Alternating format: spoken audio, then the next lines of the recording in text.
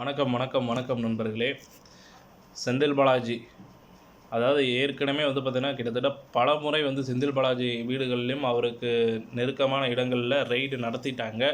இப்போ சிறையில் இருக்கிறாரு. சிறையில் இருந்துமே பார்த்திங்கன்னா இப்போ மறுபடியும் ஏதோ ஒரு ரெய்டு போயிட்டுருக்கிறதா ஒரு தகவல் அரசியல் வட்டாரங்களிலும் சரி, சமூக வலைதளங்களும் சரி பரவலாக பேசிகிட்டு இருக்கிறாங்க.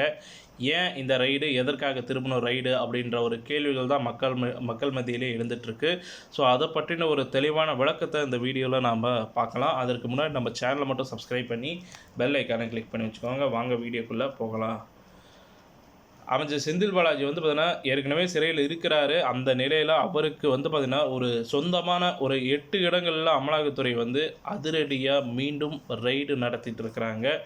இவர் அதிமுக ஆட்சியில் இருக்கும்போது போக்குவரத்து துறை டிபார்ட்மெண்ட்டில் இருந்தார். அப்போ அமைச்சராக இருந்த அந்த சமயத்தில் அரசு வேலை வாங்கி தரதா சொல்லி ஒரு மிகப்பெரிய மோசடி செஞ்சதாக பார்த்திங்கன்னா அவர் பேரில் எழுந்த ஒரு புகாரின் அடிப்படையில் அவர் பார்த்திங்கன்னா இந்த விவகாரத்தில் பலரும் பார்த்திங்கன்னா அவர் மேலே புகார் அளிச்சிருக்கிறாங்க. அதை வைத்து தான் அமலாக்கத்துறை விசாரணை நடத்தினாங்க. இதற்கு இடையில் கடந்த மே மாதம் முதல் பார்த்திங்கன்னா ஃபஸ்ட்டு வருமான வரித்துறை அமைச்சர் செந்தில் பாலாஜி தொடர்புடைய இடங்களில் ரைடு நடத்தினாங்க. அதை தொடர்ந்து தான் ஜூன் மாதம் அமலாக்கத்துறை அதிகாரிகளும் சோதனை செஞ்சாங்க. செந்தில் பாலாஜி அதாவது பல மணி நேரம் ரைடுக்கு பின்னர் அன்னைக்கு நள்ளிரவே பார்த்திங்கன்னா செந்தில் பாலாஜியை அமலாக்கத்துறையை கைது செஞ்சாங்க. அப்போ திடீர்னு அவருக்கு நெஞ்சுவலி ஏற்பட்டது. ஒரு அரசு மருத்துவமனையில் அனுமதிக்கப்பட்டார். அதன் பின்பு அவருடைய இதயத்தில் 4 அடைப்புகள் இருப்பதன் காரணமாக தனியார் மருத்துவமனைக்கு மாற்றப்பட்டு அங்கே அறுவை சிகிச்சையானது நடத்தப்பட்டது. அதன் பின்பு பார்த்திங்கன்னா அவர் கிட்டத்தட்ட ஒரு 10-15 நாட்கள் பார்த்திங்கன்னா ஓய்வில் இருந்தார்.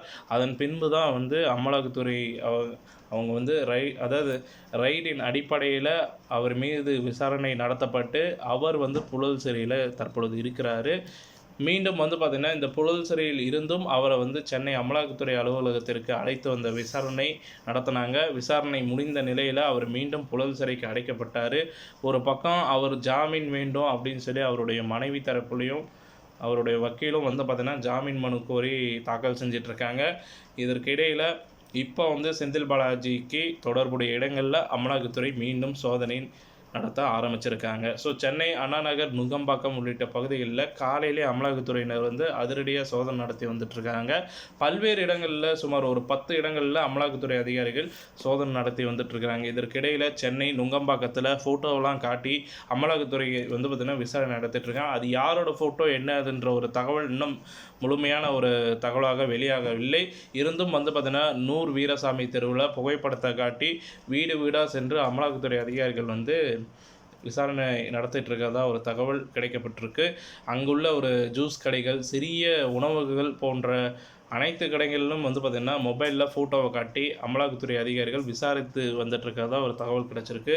வீடு வீடாக தேடும் அமலாக்கத்துறை அதே நேரம் பார்த்திங்கன்னா இந்த நபர் யார் அப்படின்றது குறித்து தகவல்கள் முழுமையாக வெளியாகவில்லை. அது வெளியாகும் என்று எதிர்பார்க்கலாம். மேலும் இந்த வழக்கில் இவரை யாரை தேடுகின்றார்கள் என்பது குறித்த ஒரு தகவல்களையும் அமலாக்கத்துறை இன்னும் பகிரவில்லை. அந்த நபரின் ஃபோட்டோவை காட்டி அவரை பார்த்தீங்களா அப்படின்னு சொல்லி அங்கே வசிக்கின்ற மக்களிடையே பார்த்திங்கன்னா விசாரணை செஞ்சிட்ருக்கிறாங்க.